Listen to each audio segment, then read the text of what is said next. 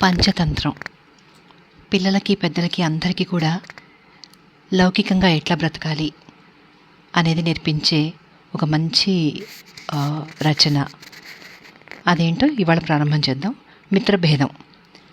దక్షిణ భారతంలో మహిళారూప్యం అనే నగరాన్ని అమరశక్తి అనే రాజు పాలించేవాడు. ఆయన శక్తివంతుడు, ధీమంతుడు, దయావంతుడు, లలిత కళా కౌశలము, రాజకీయ చతురత కలవాడు. ఆయనకు వసుశక్తి, ఉగ్రశక్తి, అనేక శక్తి అని 3 కుమారులు. వారికి చదువు రాలేదు, లోకజ్ఞానం లేదు. వారికి రాజనీతి, రాజతంత్రము, సాధారణ జ్ఞానము సైతం లేకపోవడం చూసి రాజుకు విచారం కలిగింది. ఆయన ఒకనాడు తన మంత్రులను పిలిచి, నా కొడుకులు మూఢులు అన్న సంగతి మీరు ఎరుగుదురు.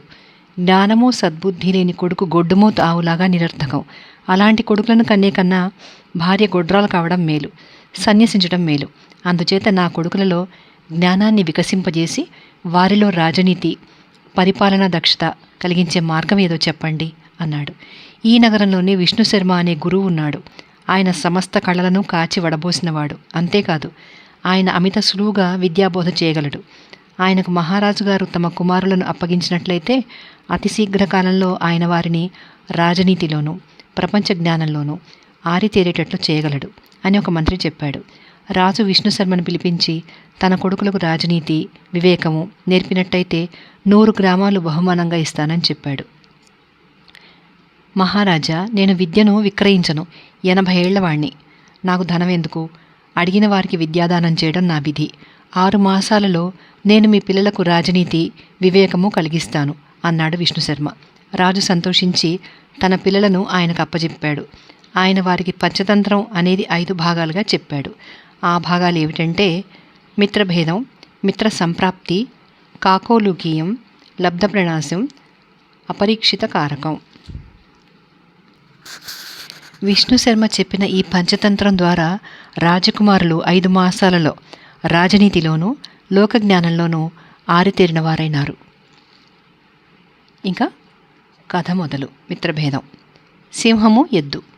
దక్షిణ దేశంలో మహిళారూప్యం అనే నగరంలో వర్ధమానుడు అనే వర్తకుడు ఉండేవాడు. ఆయన గొప్ప ధనికుడు, నీతిపరుడు, దాత కూడాను. ఆయన ధనాన్ని తేలిగ్గా సంపాదించి వివేకంతో ఖర్చు చేసేవాడు. ఒకనాడు ఆయన 2 ఎడ్ల బళ్ల మీద ఖరీదైన వర్తకపు సరుకులు వేసుకుని యమునా తీరాన గల మధురా నగరానికి బయలుదేరాడు. ఒక బండికి కట్టిన నందికం, సంజీవకం అనేవి మేలైన ఎద్దులు. కొన్నాళ్లకి బిడారు యమునా తీరాన గల ఒక అడవిని చేరుకుంది. ఆ అడవిలో అనేక రకాల చెట్లు, అడవి జంతువులు ఉండేవి. ఇక్కడ సంజీవకం అనే ఎద్దు బురద నేల మీద కాలుజారి మడమ విరిగి పడిపోయి కదలలేకపోయింది. బండివాడు వర్ధమానుడికి ఈ సంగతి చెప్పాడు. వర్ధమానుడు ఎంతో చింతించి 5 రోజుల పాటు ప్రయాణం నిలిపి సంజీవకానికి చికిత్సలు చేయించాడు. కానీ ప్రయోజనం లేకపోయింది.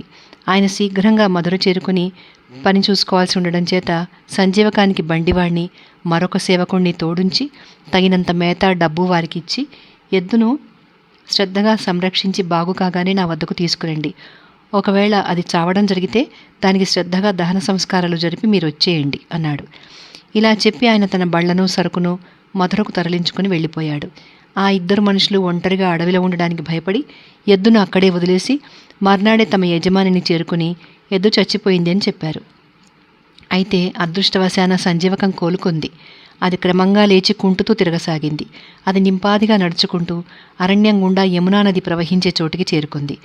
అది నది ఒడ్డున గల పుష్టికరమైన గడ్డి మేసి స్వచ్ఛమైన నదీ జలం తాగి త్వరలోనే బలాన్ని, ఆరోగ్యాన్ని పొంది శివుడి వాహనమైన నందికి సమానంగా తయారైంది. ఆ అరణ్యంలోనే పింగళకం అనే సింహం నక్కలను, ఇతర జంతువులను పరివారంగా పెట్టుకుని నివసిస్తోంది. ఆ సింహం ఒకనాడు యమునలో నీరు తాగబోయి సంజీవకం పెట్టిన పెద్ద రంకె విని అలాంటి భయంకర ధ్వని చేసే ప్రాణి ఏమై ఉంటుందో తెలియక బెదిరిపోయింది. అది తన భయాన్ని పైకి తెలియనీక నీరు తాగే ప్రయత్నం మాని మర్రి చెట్టు కింద తన నివాసానికి తిరిగొచ్చి జరిగిన దాని గురించి ఆలోచించసాగింది. ఇతర మృగాలు దాన్ని పరివేష్టించి ఉన్నాయి. భయపడినప్పటికీ దాని గాంభీర్యం తగ్గలేదు. మృగరాజుకు మనిషిరాజులలాగా అభిషేకము, దుస్తులు, చదువులు అవసరం లేదు. ప్రకృతే దానిని రాజుగా సృష్టించింది. సింహం వెంట ఉన్న జంతువులలో కరటకము, దమనకము అనే 2 నక్కలున్నాయి. అవి పూర్వం సింహం కింద కొలువు చేసిన జంతువుల బిడ్డలు. ప్రస్తుతం వాటికి పదవి లేదు. సింహం నది దాకా వెళ్ళి కూడా నీరు తాగకుండా తిరిగి రావడం దమనకం గమనించింది. అది తన తోబుట్టువైన కరటకాన్ని ఎడంగా తీసుకుపోయి, మన ఏలిక అయిన పింగళకాన్ని చూసావా, నీరు తాగడానికి యమున వద్దకు వెళ్ళింది. నీరు తాగకుండా ఆకస్మికంగా ఎందుకు తిరిగొచ్చింది? దాని మొహం దీనంగానూ విహ్వలంగానూ ఎందుకుంది అన్నది. దానికి కరటకం, తమ్ముడు, రాజుకు సంబంధించిన విషయాలలో జోక్యం కలిగించుకోకు. అలా చపల చిత్తంతో లేనిపోని విషయాలలో జోక్యం కలిగించుకునేవాళ్ళు శీల పెరిగిన కోతిలాగా వెంటనే నశించిపోతారు అన్నది. అదేలాగా అంది దమనకం.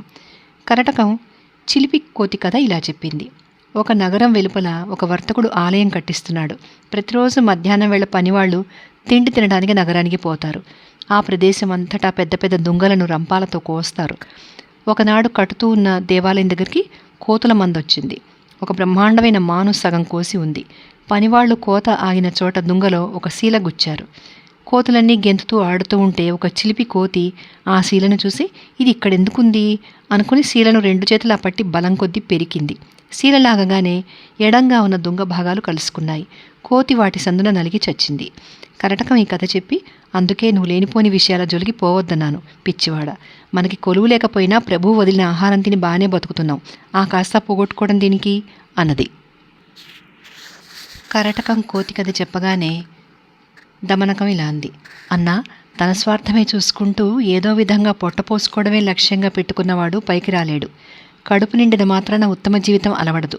చివరికి కాకి కూడా తన ముక్కుకు అందిన చెత్త తిని కడుపు నింపుకుంటుంది. మిత్రులకు, గురువులకు, భృత్యులకు, ఆపదలో ఉన్నవారికి ఉపకరించని జీవితం ఏమి జీవితం? ఒక ఎముక దొరికితే దాంతో కడుపు నిండకపోయినా కుక్క సంతృప్తి చెందుతుంది. తోక నాడిస్తూ నోరు తెరిచి వెలికలా పడి తిండి కోసం ప్రాధేయపడే జంతువును చూసి మనం ఎలా హర్షించగలం? ఏనుగలా కాదు, అది ఆత్మాభిమానం కలది. ఎంతో బతిమిలాడి తినే కానీ ఏమీ తినదు. సింహం తన పంజాకు అందుబాటులో ఉన్న నక్కను కూడా కొట్టదు. అది మదపుటేనుగుని మాత్రమే చంపుతుంది. చంపడంలో కూడా ప్రకృతి ధర్మం ఉంటుంది. అలాంటప్పుడు జీవించడంలో ఇంకెంత ఉండొచ్చు? చిన్న గుంట త్వరగా నిండుతుంది. అలాగే హీనులు కొద్ది ఆర్జనతో తృప్తి పడతారు. మంచి చెడ్డలకు, ఉచ్చనీచాలకు తేడా లేకపోయినా సంస్కారం సంపాదించిన మనం విధిని ధిక్కరించక పశు ప్రవృత్తితో తృప్తి చెందిన మానవులు మానవ మృగాలుగా ఉండిపోతారే తప్ప వారికి జంతువులకు తేడా ఏమిటి? కానీ ఇందులో మన కర్తవ్యం ప్రసక్తి ఏముంది? మనం సింహం కింద కొలువు చేయడం లేదు కదా అంది కరటకం. పిచ్చివాడ, ఉద్యోగాలుంటాయి, ఊడతాయి. కర్తవ్యం మటుకు ఎల్లప్పుడూ ఉంటుంది. అర్హులకు పదవుల అవకాశం లేకపోదు. అనర్హులే త్వరగా తమ పదవులను కోల్పోతారు. క్రియకు గౌరవ అగౌరవాలు మన అర్హతను బట్టే కలుగుతాయి. రాయిని కొండ మీదికి ఎక్కించడం కష్టం, కిందికి దొర్లించడం తేలిక. అలాగే గౌరవ మర్యాదలు సంపాదించడం శ్రమతో కూడిన పని. కుక్షింభరులైన చవటలుగా ఉండిపోవడానికి ఏ శ్రమ అవసరం లేదు అంది దమనకం. సరే, ఇంతకు నీ ఉద్దేశం ఏమిటి? మన ఏలిక అయిన సింహాన్ని ఏమడుగుదామనుకుంటున్నావు అని కరటకం అడిగింది. మన ఏలిక దేన్నో చూసి గాని ఏదో విని గాని భయపడినట్టుంది. దాని భయం చూసి దాని భృత్యులైన మిగిలిన మృగాలు భయపడ్డాయి. మన ఏలికకు ఏం చేయడానికి పాలుపోకుండా ఉంది అంది దమనకం. సింహం వద్దకు వెళ్ళి, నువ్వు భయపడ్డావు అని చెప్పడం ప్రమాదం, అందుచేత మాట్లాడకుండా ఊరుకో అంది కరటకం. ధైర్యం గల వారికి ప్రమాద భయం ఉండదు. రాజుకు హితమైనది అడగకపోయినా చెప్పటం పౌరుడి ధర్మం. అదిగాక రాజుగారి మనల్ని పొందగోరేవాడు రాజుకు సన్నిహితంగా ఉండాలి. రాజుకు సన్నిహితుడై మసలేవాడు రాజుగారి తత్వం గ్రహిస్తాడు అంది దమనకం. సరే, నీకంత పట్టుదలగా ఉంటే వెళ్ళు, కానీ జాగ్రత్తగా ఉండు సుమా. మన ఇద్దరి అదృష్టము నీ విజయం మీద ఆధారపడి ఉంది అంది కరటకం. దమనకం తన అన్నకు నమస్కారం చేసి పింగళకం వద్దకు వెళ్ళింది. పింగళకం దమనకాన్ని చూసి, దాన్ని నా దగ్గరకు రానివ్వకండి, అది నా పాత భృత్యుడి కొడుకు. పింగళకం దమనకాన్ని చూసి, దాని నా దగ్గరకు రానివ్వండి, అది నా పాత భృత్యుడి కొడుకు అని తన అనుచరులతో అన్నది. దమనకం సింహం సన్నిధికి వచ్చి సింహానికి నమస్కరించి సింహం అనుమతితో కూర్చుంది. కులాసాగా ఉన్నావా? ఇంతకాలం నాకు కనపడలేదే, ఇప్పుడు రావడానికి కారణమేమిటి అని పింగళకం అడిగింది. ఏలిక పిలవనంపకపోయినా రావడం నా ధర్మమని తోచింది. నా వంటి అల్పుడి వల్ల కూడా ప్రయోజనం ఉంటుంది. తరతరాలుగా తమను కొలిచిన వాళ్ళం కావడం చేత మంచి కాలంలోనూ కష్టకాలంలోనూ మాకు తమరిని అనుసరించడం విధాయకం. నన్ను ఇంతకాలం ఎందుకు చూడరాలేదు అని తమరు అడిగారు. నన్ను తమరు తమ మంత్రివర్గంలో చేర్చారా? ఆలోచనకు రమ్మని పిలిచారా? భృత్యులలో అర్హులెవరో అనర్హులెవరో యజమాని గ్రహించినప్పుడు అర్హులైన వారు యజమానులకు దూరంగా ఉండిపోతారు అంది దమనకం. నక్క, ఇంతకు నువ్వు చెప్పదలిచిందేమిటి అంది పింగళకం. నక్కను అని నన్ను తమరు చిన్నచూపు చూడొద్దు. మేలైన పట్టు పురుగుల నుంచి వస్తుంది. రాతి నుంచి బంగారం వస్తుంది. కర్ర నుంచి అగ్ని వస్తుంది. దీన్ని బట్టి జన్మలో ఏమీ లేదు, గుణం ప్రధానం అని తెలుస్తోంది. అందుచేత నన్ను తమరు హీనంగా చూడొద్దు. నేను విశ్వాసపాత్రుణ్ణి, ఇతరులలాగా స్వలాభం చూసుకునేవాణ్ణి కాదు అంది దమనకం.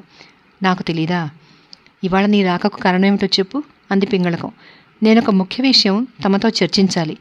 ప్రభువువారు నీరు తాగడానికి నది వద్దకు వెళ్ళి అంతలోనే తాగకుండా ఎందుకు తిరిగొచ్చారు అని దమనకం అడిగింది.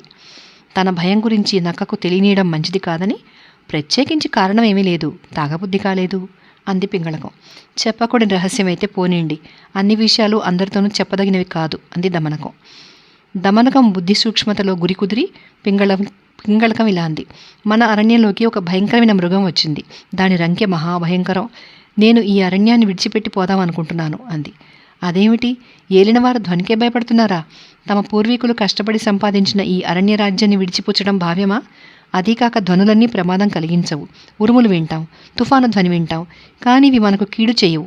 ధైర్యశాలి దేనికి భయపడడు, విధికి కూడా జడియడు. మీరు ధైర్యంగా ఉండండి. మీరు విన్న రంకెను లక్ష్య పెట్టకండి. మీరు రణదుందుభి కథ వినలేదు అంది దమనకం. ఏమిటా కథ అని పింగళకం అడిగింది. దమనకం ఇలా చెప్పింది. ఆకలి గొన్న ఒక నక్క ఆహారం కోసం వెతుకుతూ యుద్ధభూమికి వెళ్ళింది. అక్కడ దానికి ఒక భయంకరమైన ధ్వని వినవచ్చింది. నక్క భయపడి చచ్చాన్రా దేవుడా అనుకుంది. తీరా చూస్తే ఒక చెట్టు కింద కొమ్మకు ఒక రణదుందుబి కట్టి ఉంది. గాలికి కొమ్మలు కదిలి దాన్ని కొట్టడం చేత ధ్వని వస్తోంది. దాని నిండా మాంసం ఉంటుంది, తినొచ్చు అనుకుని ఆ నక్క దాన్ని ఒక పక్క నుంచి కొరికి రంధ్రం చేసింది. కానీ ఆ దుందుబిలో కొయ్య చర్మం తప్ప నక్కకి ఏమీ కనిపించలేదు. దమనకం ఈ కథ చెప్పి ధ్వనులను పట్టి ఏదీ నిర్ణయించరాదు అని చెప్పింది. తర్వాత ఏమైంది అనేది మనం నెక్స్ట్ వీడియోలో విందాం. ఈ కథలో, పంచతంత్రం కథల్లో పెద్దవాళ్ళకి కూడా పనికొచ్చే విషయాలు చాలా ఉంటాయి. మీరు ఇప్పటికే చాలా విన్నారు కదా. నీతి వాక్యాలు కానీ, ఒకరికి హితవు చెప్పేటప్పుడు కానీ ఎంతో పనికొచ్చే విషయాలు ఉన్నాయి. అది పిల్లలకే కాదు, పెద్దవాళ్ళకి ఏ వయసు వరకైనా కూడా పనికొస్తాయి. దయచేసి మీది నచ్చితే మాత్రం తప్పకుండా అందరికీ షేర్ చేయండి.